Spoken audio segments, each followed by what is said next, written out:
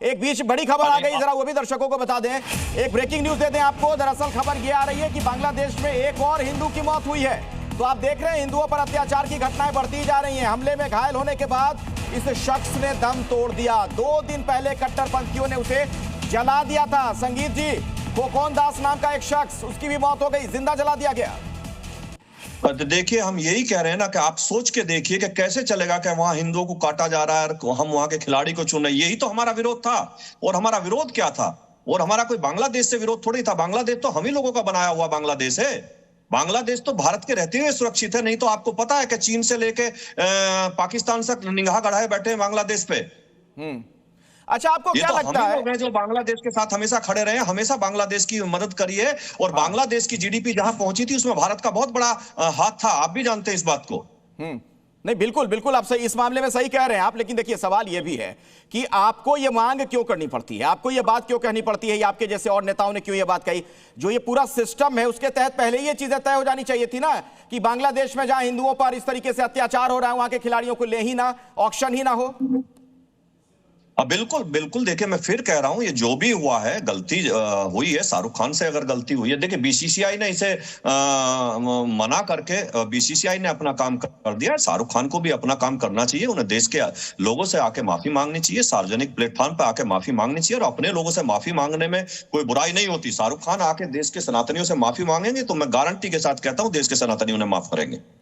अच्छा, मैं चाहूंगा संगीत जी, अगर आप थोड़ी देर और हमारे साथ रुकिए, कुछ और भी गेस्ट हमारे साथ हैं, उनसे भी आपके इस बयान पर मैं प्रतिक्रिया लेना चाह रहा था। धन्यवाद। अच्छा, ठीक है ठीक है ठीक है, धन्यवाद धन्यवाद जी न्यूज के साथ जुड़ने के लिए, अपनी बात रखने के लिए। मोहम्मद उस्मान भी हमारे साथ हैं, आप भी इस्लामिक स्कॉलर हैं। उस्मान साहब, आपने सुना संगीत जी को, क्या प्रतिक्रिया है आपकी? देखिए, मैंने संगीत जी को सुन लिया, बाकी बहुत तमाम को सुना है। इस पर जितनी प्रतिक्रियाएं हैं उन सबको सुना है। मैं उन तमाम का निचोड़ इन 2-3 सवालों से करना चाहूंगा कि उस टीम में 4 लोगों का दखल था। और सबसे पहले एक चीज साफ किए देता हूं, मैं बिल्कुल भी शाहरुख खान के किसी भी अमल का समर्थक नहीं हूं, और ना ही मैं उन्हें मुसलमानों का कोई प्रतिनिधित्व करने वाला कोई व्यक्ति मानता हूं कि वो मुसलमानियत का, मुसलमानों का प्रतिनिधित्व करते हैं। पहले मैं ये चीज साफ कर देता हूं। लेकिन उस टीम के जिम्मेदार थे 4 लोग। एक तो अभिषेक नायर, और उसी की एक पार्टनर है जय मेहता, और उसी की पार्टनर है जूही चावला। तो अगर इसमें 4 लोगों का जिक्र किया जाता तब ज्यादा बात बेहतर होती। एक और चीज है, इस पूरे मामले में सरकार पर और बीसीसीआई पर कोई उंगली क्यों नहीं उठाई गई? और देखिए, अंतिम निर्णय अभी भी बीसीसीआई को ही लेना पड़ा। यह सबसे खास बात है। एक और चीज है, ये पूरा मामला जो मैं समझता हूं एक खास एजेंडे के तहत है, क्योंकि शाहरुख खान भी उसी एजेंडे का है। यहां पर एक बड़ा गोपनीय एजेंडा इस समय हमारे देश में चल रहा है जो कभी भी देश के हित में नहीं है। ये तो शाहरुख खान वो है जो राम मंदिर की घड़ी को पहनते हैं, उसको लेकर भी विवाद करवाते हैं अपने ऊपर, ताकि उनकी मकबूलियत इस बात के लिए बढ़े कि लोग उनकी फिल्मों को ज्यादा देखें और लोग ये समझें कि ये ठीक है। अमितोष आपको जवाब देना चाह रहे हैं। हाँ अमितोष, बोलिए। और इन तमाम चीजों को साहब अभी बाद में दे देंगे जवाब। जरा सा उस्मान साहब छोटे में है, जल्दी से बात खत्म करिए, जल्दी से दे देंगे बाद में जवाब। हाँ, बांग्लादेश में इंडिया एक शब्द निकला, शाहरुख खान की बात करने लगे, और मैं आपके माध्यम से सो कॉल्ड मौलाना साहब से और ये जो बॉलीवुड की ब्रिगेड की सेनापति बैठी लीजा सिंह से, इनसे पूछना चाहता हूं। 2015 में शाहरुख खान ने एक स्टेटमेंट दिया था अखिलेश भाई, that there was extreme intolerance in India, calling it a worst crime for a patriot not to be a secular. उनको भारत में एक्सट्रीम दिख जाता है, उनको भारत में वर्स्ट क्राइम दिख जाता है, उनको भारत में सेक्युलरिज्म खतरे में दिख जाता है, उनको भारत में क्राइम दिख जाता है, लेकिन उनको बांग्लादेश में हो रहे हिंदुओं पे अत्याचार नहीं दिख रहे। मतलब बहुत सेक्युलरिज्म, और उसके बाद उठाई जाए तो यहाँ पे उनको प्रोटेक्ट करने बैठ जाते हैं। हाँ, अच्छा किया, जो करना है करो। अगर बोला है कुछ, अरे भाई लीजा क्या कहना चाह रही है आप? मैं कह रही हूँ इनको मेरे ऊपर कोई कमेंट करने से पहले बैकग्राउंड चेक कर लेना चाहिए।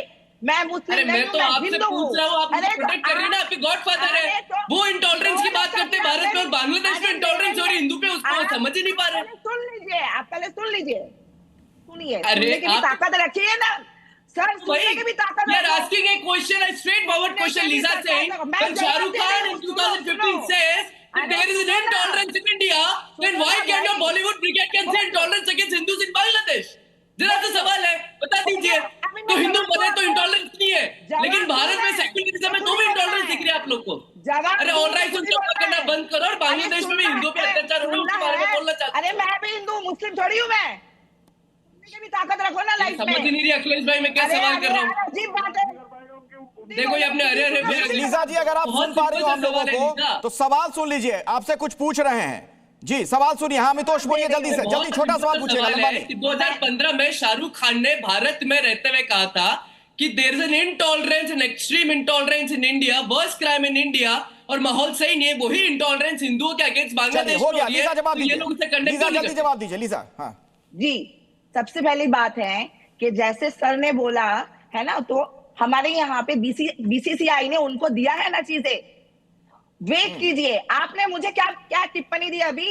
सेनापति? नो, सेनापति नहीं, मैं बॉलीवुड आपने अभी टिप्पणी दिया है। तेरा पति नहीं कहे, अरे तेरा पति नहीं बातें नहीं करता मैडम। अच्छा एक बात बताइए, एक आचार्य विक्रमादित्य, ठीक है अमितोष भाई आपकी बात हो गई, एक मिनट रुक जाइए अमितोष भाई, रुक जाइए, लीजा जी रुक जाइए। आचार्य विक्रमादित्य, बिना हिंदू मुसलमान किए भी तो शाहरुख खान को कहा जा सकता था कि भाई उस देश के खिलाड़ी को क्यों ले रहे हो जहां पर हिंदुओं के ऊपर अत्याचार की घटनाएं हो रही हैं। भाई साहब मुझे बताइए अखिलेश जी, 10 टीमें थी आईपीएल के अंदर, 10 टीमों में से केवल शाहरुख खान को अपना प्रेम दिखाने को मिला, क्यों? क्योंकि उनकी लगातार सोच रही है कि भारत को बदनाम करना है, भारत के साथ संवेदनहीन रहना है, भारतीयों के साथ संवेदनहीन रहना है, हिंदुओं के साथ संवेदनहीनता दिखानी है और भाईचारा दिखाना है। आपको याद होगा कुछ दिन पहले एक टीवी के इंटरव्यू में कहते हैं शाहरुख खान किसी से डरता नहीं है, किसी के बाप का नहीं खाता हूं। चलिए आप मुझे बताइए, वही एरोगेंसी है। यहां मौलाना लोग रोक रहा हूं। आप सभी मेहमानों का शुक्रिया चर्चा में शिरकत करने के लिए।